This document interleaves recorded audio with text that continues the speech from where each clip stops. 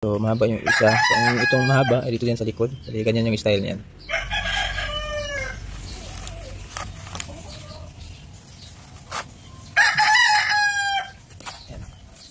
PVC lang to mga katusok. So ito na yun. So nilapad ko para gawing pins.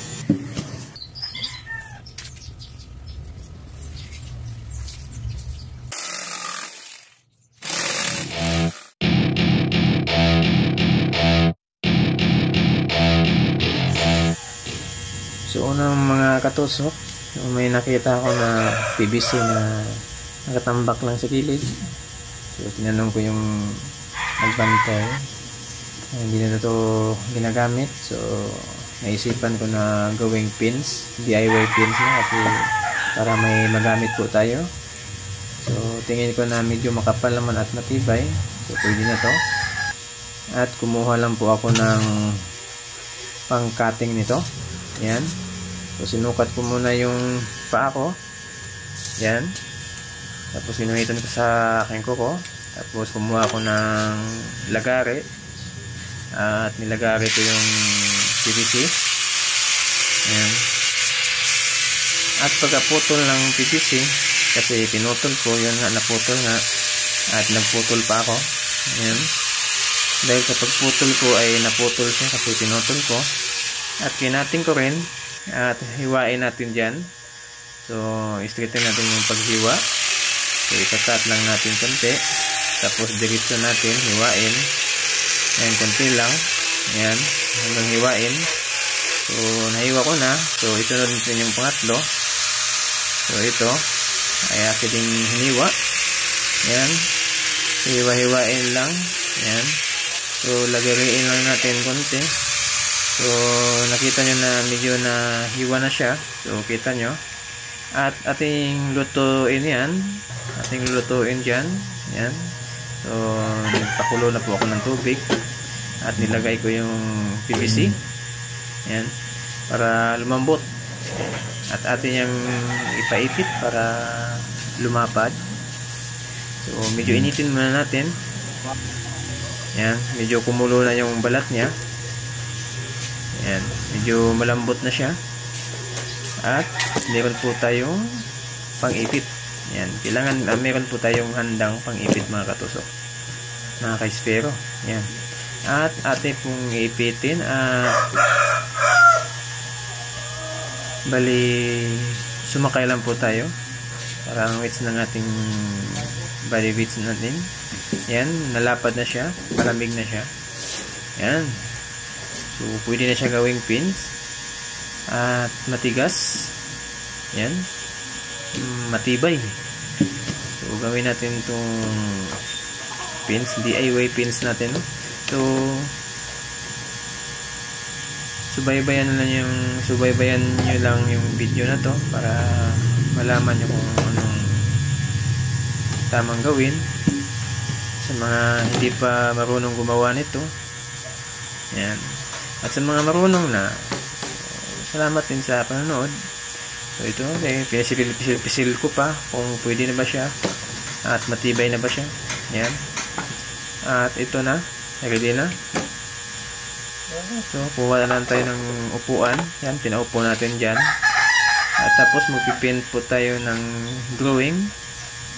So hugis paa po. Yan. Hugis ulo po ng paa. Hanggang dyan sa gilid.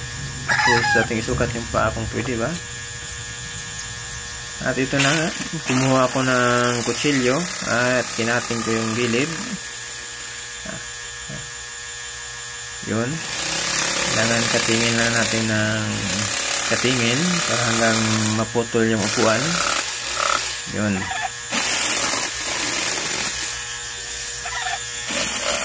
Ito na mga katusok. Yan. Malapit na po matapos. Abang-abangan nyo lang at matapos din to para makita nyo kung paano gawin yung DIY pins natin. Yun na, kuha lang po tayo ng pintel pin at guhitan natin, ilagay natin yung drawing at kukuha tayo ng rubber na interior galing pa sa bomberong bakho.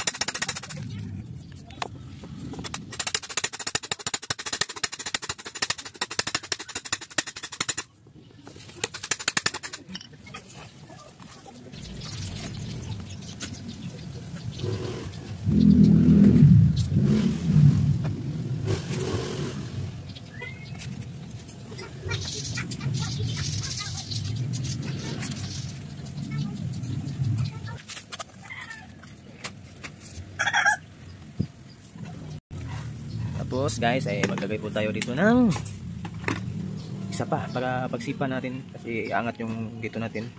So kailangan may isa din dyan natin lagay. Tapos isa din dito para dito so hindi siya atras yung paa natin o ito. So lagay tayo isa dito, butasan natin. At ito isa. Okay natin yung so maglagay na tayo ng Dyneema. Natin bigyan ng pack mo natin. Ito natin lagyan.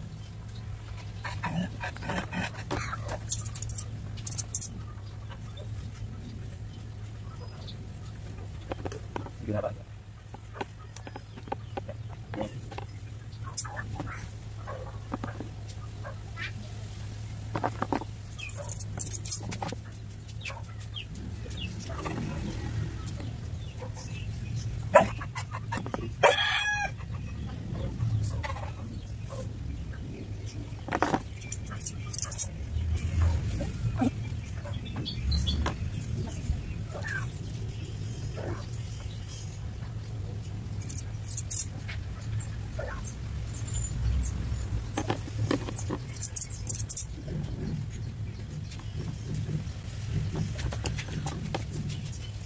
Tapos matarating tayo ng rade.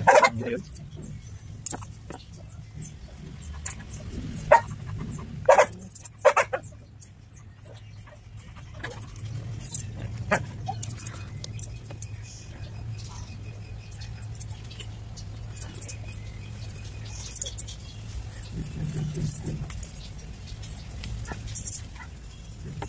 So, itong isa, ito.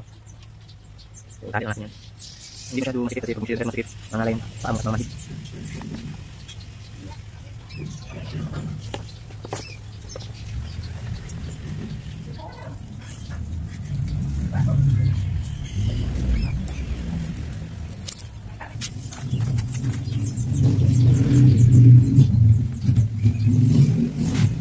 So nakakali natin yan.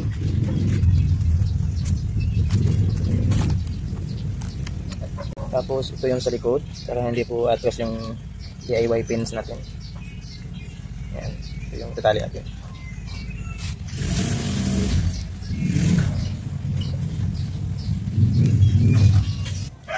So ito na, tapos na ang ating isa. So kita nyo yan.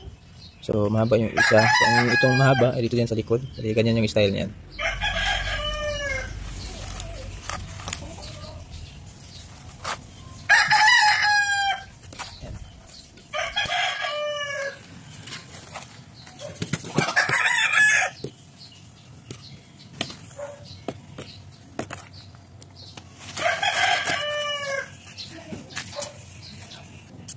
So ayan po mga katusok.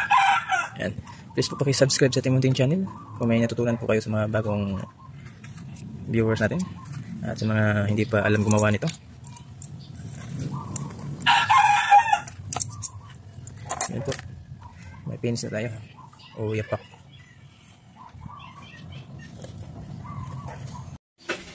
Ito na yung ginawa kong pins, DIY pins. At gawa po ito sa PVC. So, pakita ko sa inyo kung paano ko ito ginawa.